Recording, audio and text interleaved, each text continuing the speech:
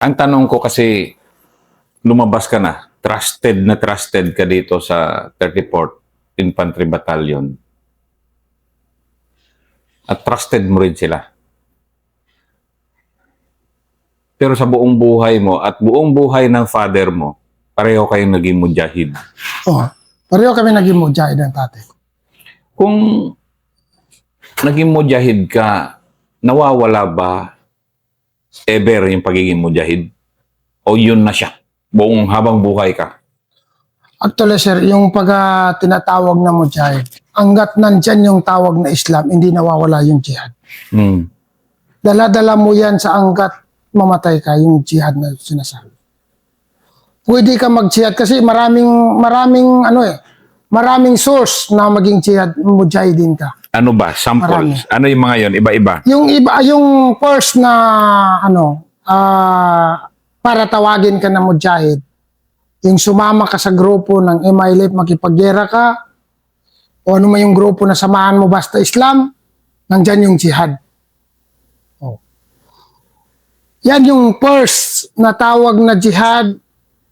Umawak ka ng baril, makipaglaban ka, sumamba ka kay Allah, sumama ka sa mga grupo na Islam, kung ano man yung grupo, basta Islam, nandyan yung jihad. Hindi nawawala yung jihad. So, yung ibang source naman, tulad nito, pag-uusap natin, hindi nawawala yung jihad dito, sir. Ano ibig mo sabihin? Hindi nawawala yung jihad dito. Alam mo kung bakit ito nabanggit sa iyo na nandito yung jihad, hindi nawawala. Sinabi ng Islam na makipag-usap ka sa naging kalaban mo o kalaban mo ng mabuti kasi isa yan sa aligi ng jihad. Isa yan sa aligi ng jihad. Ano ang ibig mo sabihin? Halimbawa, ganito. Sundalo versus sa MILF, ganon, o VIP. So pag ikaw hindi ka nakipag-usap sa sundalo, nandyan man yung negotiation, hindi ka pwede tawagin na jihad. Hindi ka pwede tawagin na mujahid. Dahil, kasi kasama yan sa rules ng jihad na makipag-usap ka sa makipag-usap ka sa kalaban mo, ganon. Oh, kasama yan. Isa yan sa akbang ng jihad na sa lamesa ka makipag-usap. Hindi lang puro bakbakan, hindi lang puro gera yung tinatawag na jihad. Hindi. Kasama sa jihad na makipag-usap ka, makipagtulungan ka sa gobyerno. Kasama yan sa jihad, sir. Hindi nawawala yan. Kaya ako sinasabi sa iyo na kahit mamatay ka, ikaw na Islam, nandyan yung jihad. Dala-dala mo yung jihad. Hanggat nakipag-usap ka ng mabuti sa kahit sinong tao, hindi ka gumagawa ng kasalanan na ayaw ng Islam, ayaw ng gobyerno, nandyan yung jihad na tinatawag. Hindi yan nawawala. o sige, ano yung mga hindi jihad? Yung mga, kasi may mga karnaper na Wala na yan. sige, ano yung mga hindi jihad? Ang bawal sa jihad, no? Ang number one na bawal sa jihad, gumawa ka ng mga kasalanan na hindi ayon sa Islam. Ano ba yung hindi ayon sa Islam ng mga kasalanan? Unang-una, yung gagawa ka ng tulad nito, mga karnaper, holdapper, mga magnanakaw. Ano ba yung mga kasalanan dyan na ginagawa mo? Hindi yan ayon ng Islam dyan. Hindi yan paintulot ng Islam. Hindi yan paintulutan ng jihad na ganyan na mga tao. Hindi sila pwede tawagin na mujahidin. Ang tawag sa kanila is murtad. Yan yung mga tao na murtad. Mortad? Murtad. Mortar? Murtad. Gumagawa ng kasalanan, tinuturo kung sino-sino dyan na nagtatago. Number one yan na ayaw talaga ng jihad. Tinuturo mo yung nagtatago dyan na tao na nag-jihad. Yun ang violation talaga yun. Violation talaga yan. Halimbawa, ikaw sir, jihad ka, nagtatago ka doon, ginuro kita. Oh, number 1 yan na violation talaga yan sa jihad fisabilillah. Patay ka niyan. Oh, automatic. Pugutan ka ng ulo dyan pag mahuli ka. Oh. Kasi marami na yan eh. Marami nang nagawa na ganyan noon. Mm. Yung nagtatago doon, tinuturo. So, nalaman, pero hindi rin basta-basta na patayin yan. Hanggat walang malaking ebidensya, walang malaking witness na siya talaga yung nagtuturo dyan, hindi yan pwede patayin. Bawal sa Islam pumatay ng tao nang walang ebidensya. Ganon. Oh, bawal talaga yan. Kung si ano asset man yan, kinakailangan makakuha ka ng witness mo na ilang tao, tapos mayroong ebidensya na siya talaga yung gumawa. Kasi pag wala, hindi mo yan pwede. Kasi bawal sa Islam yan. Maraming bawal sa Islam na tinatawag na jihad. Sige nga, isa-isahin nga natin para sa kaalaman ng napakadaming tao rin na gustong maintindihan yung mindset nyo na mga... Kasi matawag mo sarili mo na mujahid ka eh talaga, di ba? Na jihad ka talaga, jihadist ka. Ikwento mo nga, kasi nga yan yung mga importante rin na maintindihan ng kapwa nating Pilipino na bakit tuloy-tuloy at bakit maraming ganun na hindi mo ma-explain. Wala man kayong sweldo, wala man kayong yun na nga. tago-tago ka sa pawas na ano, ang lalaki ng lamok. Pero tinitiis nyo. Yun na nga sir, no? Dahil sa tawag na jihad, tinitiis lahat. Mm. Tinitiis lahat. Pati asawa mo, titiisin mo yan kung ilang araw na hindi kayo magkatabi. Number 1 yan na titiisin mo. Titiisin mo. Yung pamilya mo na hindi mo makapiling ng ilang araw. Oh. Tapos nandyan yung mga violation. Dito tayo sa violation Oo. ng jihad, no? Ng Islam. Actually, dito sa Islam, number 1 talaga na bawal o violation, pwede ka pugutan ng ulo, tulad ng sinabi ko kanina, pag maituro mo yung mga tao na nag-jihad, nakipagbakbakan dyan, nagtago, pag maituro mo yan, habulin sila hanggat may mamatay dyan, pag ma-verify na ikaw yung gumawa, marami na nakapagsabi, may ebidensya sa'yo, sigurado pupugutan ka ng ulo niya. Sandali nga, binabalikan mo yung pugot ulo. Eh, bakit pugot ulo? Pwede naman bala na lang. Yung iba kasi sir, yung ibang mga commanders, yun talaga yung ano, kasi pinapakita na itong tao na to is traitor talaga. So yun ang mensahe sa mga taong gustong gumawa nun para hindi nila magawa. Kasi baka gusto nila mapugutan ng ulo, ganon. Pero, di ba, pinupugutan talaga no? Pero Pinupugutan pwede mo nang talaga. patayin na lang. Bakit ganun ba yung... Yun din ang hindi maintindihan ng... Yun ang hindi maintindihan ng ano. Number 1 yun na mensahe na pugutan ng ulo yung tao na tumuturo sa mga mujahidin na nagtatago kasi yun ang strategy na pananakot sa mga tao na may gustong gawin na ganun. Ganon. Ganon. Yun ang strategy nun. Para hindi na matulad. Para hindi na, kung halimbawa ako, kumbaga meron akong ano na, turo ko siya, turo. Pag marinig ko yun, nung makita ko, ay matakot na ako. Ayaw kong gawin, baka mapugutan tayo ng ulo. Ganon yung strategy nun. Ganon.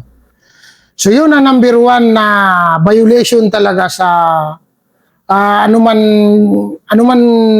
unit yan, MILF o BIFF, lalo-lalo na yung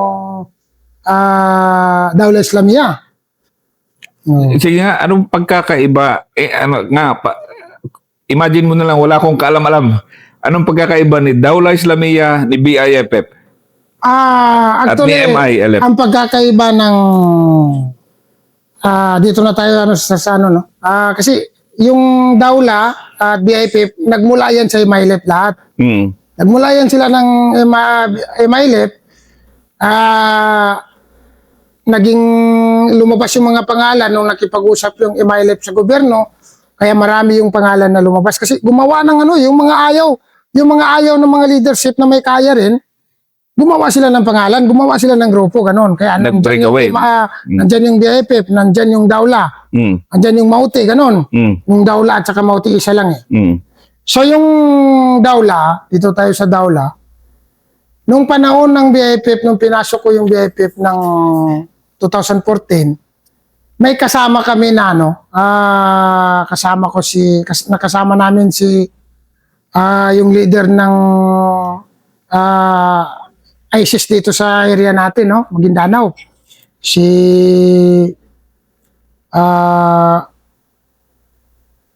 yung namatay na siya, no? Kalimutan ko yung pangalan, si Salaudin Asan, ganun. Salaudin Asan, namatay man yun doon sa, Dama Black. So,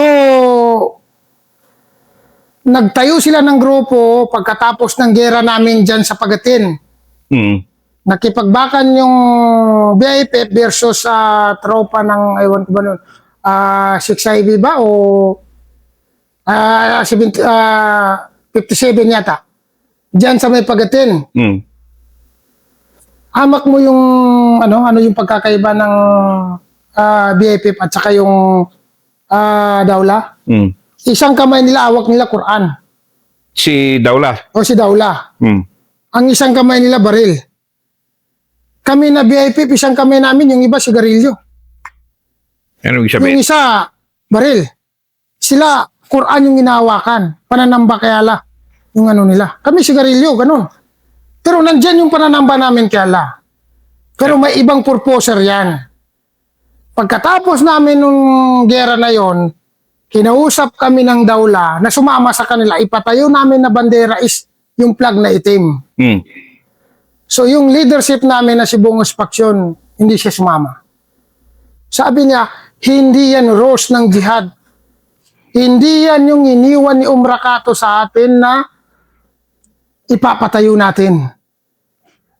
Hindi yan. Kasi alam naman natin kung saan galing yung organized ng Dawla eh. So, kaya kami hindi sumama doon kasi nalaman namin na may involved money galing sa ibang bansa. Malaysia. So, hindi namin yun, pag ganun yung ginawa mo, hindi ka pwede tawagin na nasa jihad ka. Hindi ka sakop ng jihad. Masabi mo bang purong-purong jihadist ka talaga? Kasi nga, di ba, MI ka, tapos nag-BIFF. Bakit ka ba nag-BIFF? Dahil puro ka pa rin? Actually, nandyan yung nandyan yung sa BIFF yung nandoon sa BIFF yung tinatawag na jihad na paninindigan. Kaya ko yun pinasok. Actually, yun ang ibig kong sabihin, puro. Ibig sabihin, paninindigan na paninindigan talaga. ito pa rin yung linyada namin? Ito pa rin yung linya ng jihad. Hanggat sa dumating tayo dito, pati yung leadership ng BIFF is kalmado ngayon. Alam naman natin na buhay pa yung leadership ng BIFF, pero kalmado siya. Dahil Sa nakita niya sa maganda yung pag-uusap ng gobyerno at saka yung MILF. Kaya kalmado sila ngayon. Wala silang gawang pag-aatake, kung ano ba yung ginagawa. Wala. Naghahanap buhay sila ngayon kasi nakita nila na yung MILF at saka yung gobyerno, maganda yung pag-uusap nila about sa kapayapaan. Kasi kapayapaan din yung hinahanap nila, yung BIFF. So tinitingnan nila yan kung tuloy-tuloy ba. Tuloy-tuloy ba. Kasi once na mag-bar down yung BARM, yung MILF, may lalabas na pangalan. May lalabas na pangalan. na naman. Kaya nga, hindi ko masabi na peaceful yung lugar natin. Hindi pa yan pwede masabi. At least, nandito tayo sa naging normal yung lugar natin. Ang sakit lang natin dito, yung Rido. Kahit saan na lugar, yung sakit, Rido. Hindi na natin naging sakit ng ulo yung BIFF kasi yung natira, kung may natira man dyan. Actually, may natira. Hindi tayo pwede magsabi na wala. Kasi maging sinungaling tayo pag nasabi tayo. Nagre-real talk lang tayo. Real talk ang tawag dyan. So, meron pa rin natirang BIFF. Meron talaga. Pero ano naman ang rason na meron ding ulit katulad mo na isang puro may panindigan na mujahid na kung may ganon, pupunta siya doon?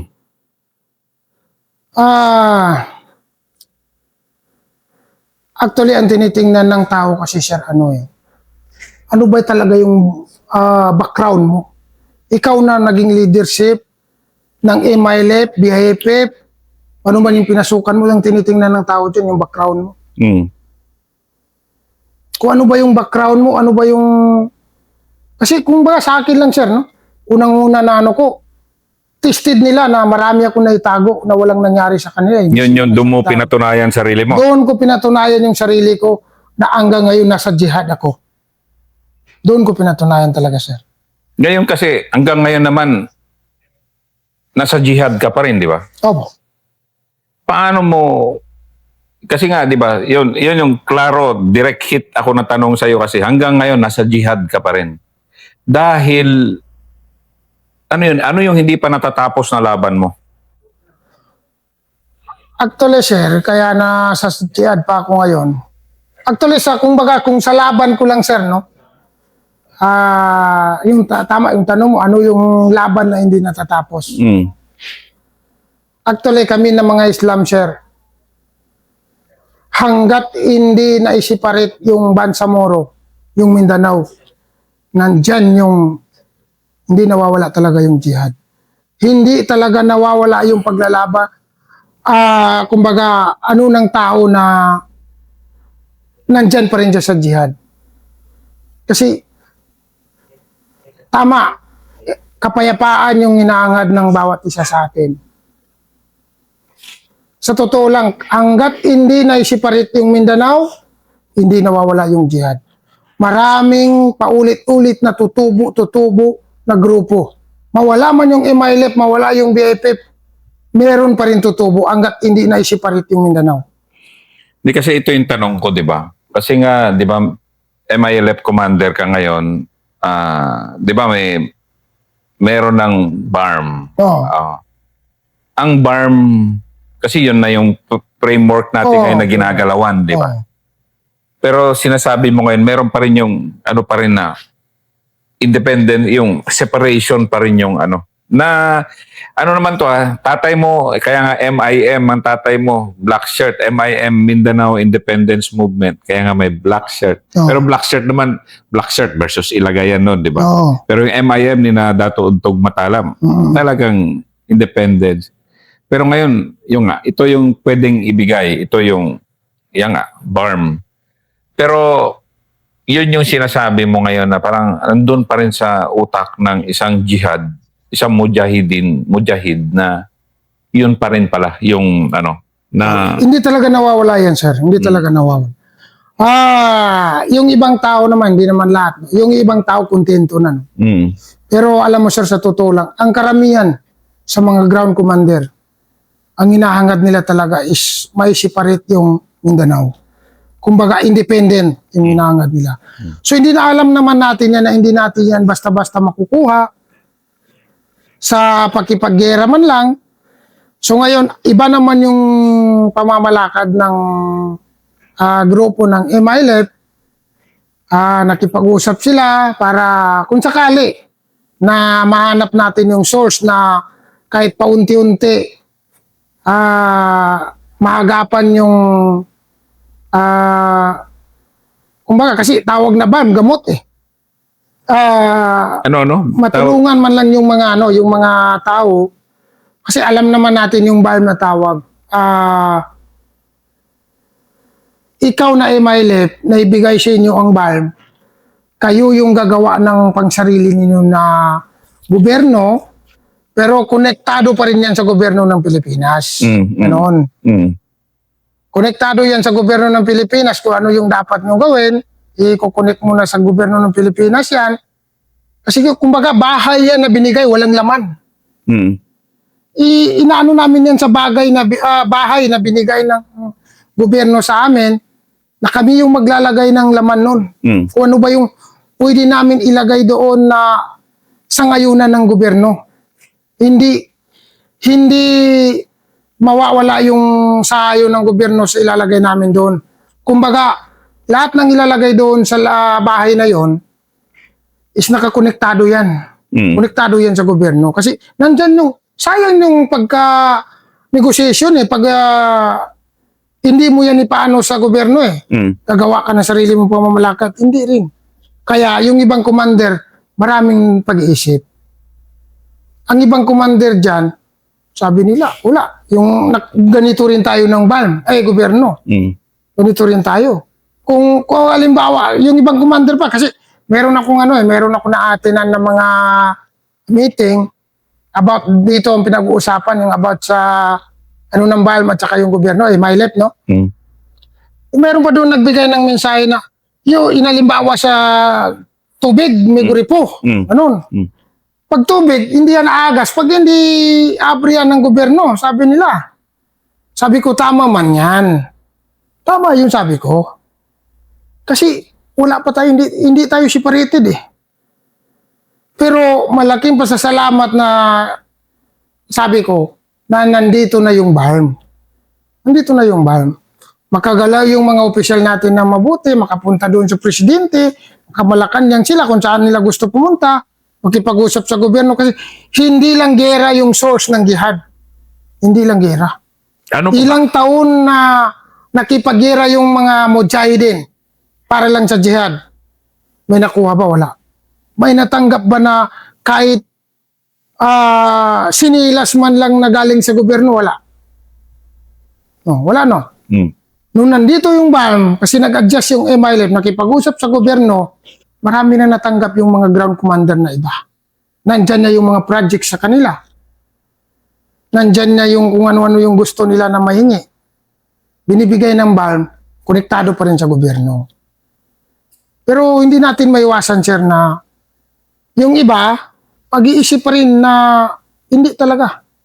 Independent talaga yung dapat na makuha natin. Kaya sinabi ko sa iyo na yung jihad, hanggat buhay yung tao na Islam, hindi nawawala yung jihad niya. Ikaw ngayon bilang isang tatay, balik na tayo pagiging, sige, ano na tayo? Para tayo mandirigma, ikaw jihad, nadaanan mo na yung gera ng ilang dekada. Ngayon, ano naman yung buhay ng pagiging tatay na pinapangarap mo ba na isa sa mga anak mo matulad din sa'yo ngayon? Actually, sir, ang pangarap ko sa mga anak ko sa ngayon, no? Kaya nga ako nagbalik loob. Kasi naisip ko yung mga anak ko na sana hindi sila magaya sa akin. Kung maging-membro man sila ng ABIAP, hindi nila maranasan yung naranasan ko. Kasi nandito na tayo sa BALM. So, ang gusto ko sa mga anak ko bilang tatay, matulungan ko sila makapagtapos ng pag-aaral nila. Kung may tutulong man na mabigyan sila ng scholar para makapagtapos. Kasi kung ako lang, sir, parang sa ngayon hindi ko pa kaya Hindi ko talaga kaya na itaguyod yung mga anak ko. Pero kahit papano, paunti-unti, ginagawan ko ng paraan. Ginagawan ko ng paraan yung mga anak ko na gusto nila makapagtapos. Actually, yung mga anak ko ngayon na nag-high school, elementary pa dalawa lang yung natira. Ano, sa high school na sila? O? Elementary pa. Kasi yung panganay ko na nasa abroad. Yung pangalawa, nag-asawa na, naginto na ng yung pangtatlo na lalaki naman, pinapapasok sa eskwelahan, ayaw. Gusto niya magtrabaho lang, ganun, mag-farmers. Sabi ko, kinausap pa yan ng tropa. Sabi nila, Dato, tulungan ka namin. Pag-aral ka, kami bahala sa'yo. Para, kung gusto mo magsundalo, abang nandito pa yung 34th, tulungan ka namin. So, yung anak ko talaga, hindi talaga mainggan nyo para pumasok sa Gusto niya talaga na mag-farmers lang siya. Para lang, in case na kahit papano, nakatulong siya sa akin sa paghahanap buhay. Sabi ko, itaguyod natin yung mga kapatid mo hanggat kaya natin. Yun ang ginagawa ko ngayon, sir. Alang-alang mo lang sa anak ko na dalawa. Kung ano yung kaya ko ibigay sa kanila, siguro, doon muna ako. naging membro man ako ng MILF, kasi ano ko lang yan para lang defense. Kasi alam ko naman maraming galit sa akin. Hindi lang yung maliliit na tao. Mayroon dito na malalaking tao na maraming beses na akong gustong papatay, pero hanggat ngayon buhay pa rin ako. At least wala akong kasalanan sa kanila. Kaya siguro na hindi nila ako nadadali kasi wala naman tayong kasalanan sa kanila. Kumbaga ano lang, nandahil lang sa mga rido-rido, nakilala din ako about sa mga rido-rido Kaya yung ibang tao nagalit sa akin. Kasi gusto ko talaga tumulong lang Naayos ko yung ibang mga rido dito para ako yung nakipag-negotiate sa kanila. Yung iba galit, yung iba natuwa naman. Pero kaya nga, hindi ako basta-basta lumalabas kasi maraming tao na galit sa akin, may malaking tao din. Marami na siyang inutusan paano nila ako madali. Pero sa awa ni Allah sir, hanggang ngayon buhay pa ako. Kasi wala akong maisip na kasalanan ko sa kanila. Hindi ako na pwede bangitin kung sino ba yan, pero dito lang sa atin, na area. Sa pagtatapos na interview natin, gaano ka kapasalamat na may ganitong unit ng Philippine Army na 34th IB na kasama mo ngayon dito sa itong mundo mo na bago? Actually, sir, ang pasasalamat ko lang sa 34th IB, no? Kaya nga, sa bawat interview sa akin, kahit sino yung mag-interview, hindi talaga nawawala yung saludo ko sa 34th IB. Hindi talaga nawawala. Taas no yung respeto ko sa 34th IB kasi lahat na dumaan sa akin na returnees na natulungan namin, walang reklamo about sa 34th. At yun na nga, nabanggit ko rin kanina, hindi alam ng 34th. Bawat operation nila, mayroon ako tao dyan na nakasubaybay na nagtatanong lang ako kung mayroon ba silang sinakta na civilian, kung ano ba yung ginagawa. So, dyan ko na-verify na yung 34th IB. Lalong tumaas yung respeto ko sa kanila, sir. Na wala silang iniipit na tao at wala rin silang pantay. Mayaman ka man, o mahirap ka, basta makipagtulungan ka, lalong-lalo na dito sa pag-aayos ng rido, wala silang kinakampihan na, ay dito tayo kay mayaman, mahirap yun. Wala, pantay yung tingin nila sa bawat tao dito sa nasasakupan nila. Maraming salamat, Maraming salamat. Commander Aguila.